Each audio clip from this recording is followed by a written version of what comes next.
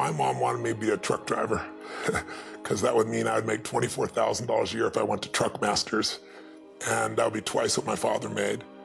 And she thought that would happen, but something inside of me said, I don't want to drive a truck. There's something else that matters more to me, and I decided I was not gonna go for money instead of passion.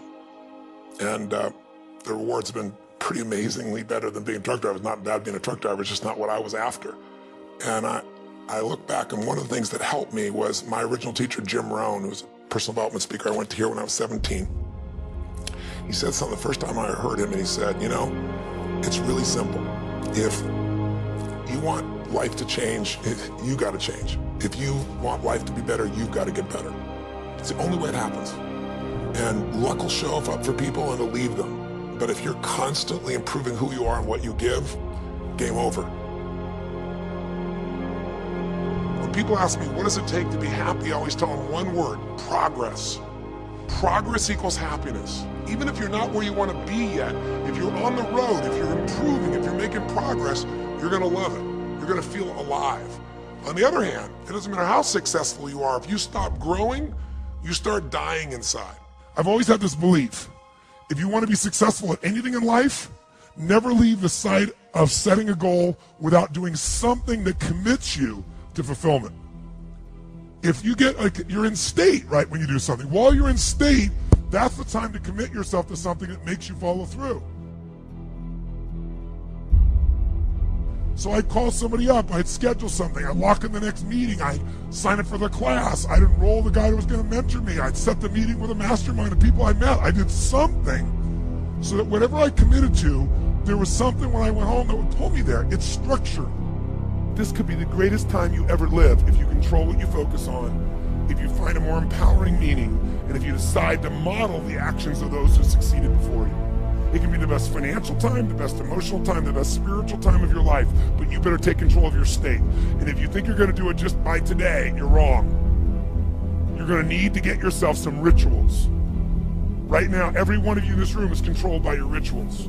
I don't just mean this one, I mean every morning you get up. I know your body, I can look at your body right now, and I can guess your rituals. Some of you, your rituals to work out 5 times a week, I can see it clearly.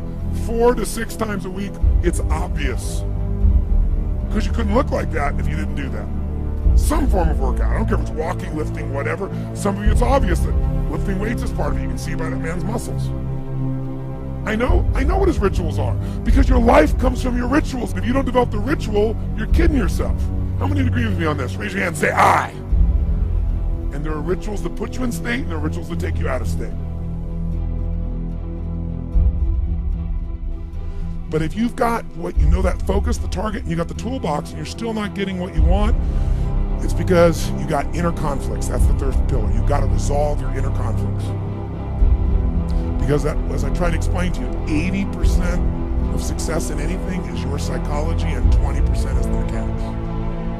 So those inner conflicts are when you take 2 steps forward, you pull 3 steps back, right? When you say, boy, I'm totally committed to this, but you don't follow through. This is my expertise, the why guy part. Why?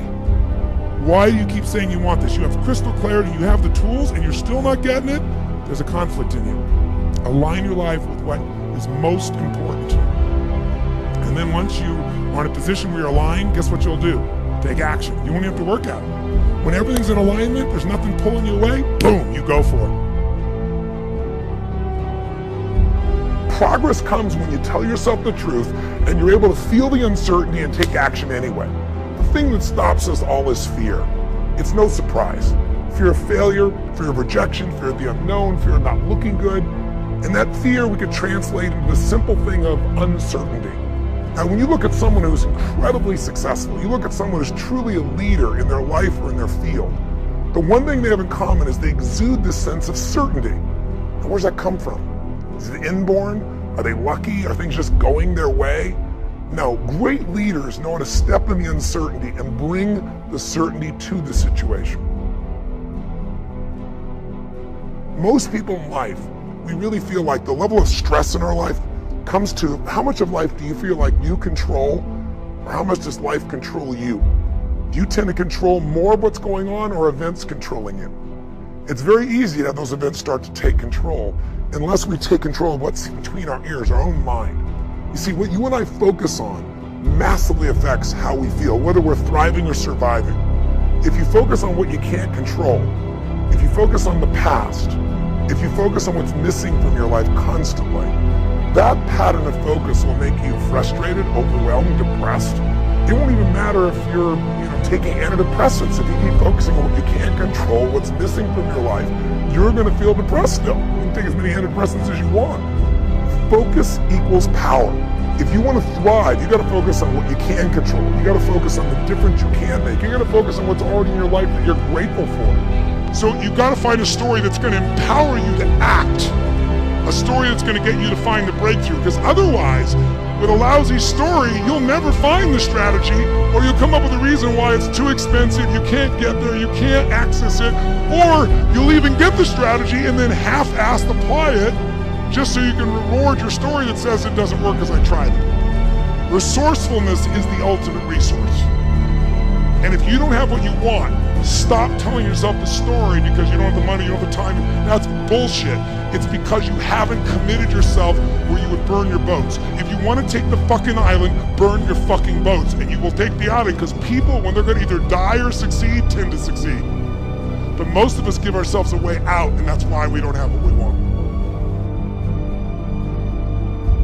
I was thinking about where this journey began for me, my desire to serve. Every day before I get on stage, I do this thing to whip myself into a peak state, and then my last words are, use me, Lord. that's my prayer. And every day my goal is to be a blessing in people's lives. Just do more, give more, share more, create more.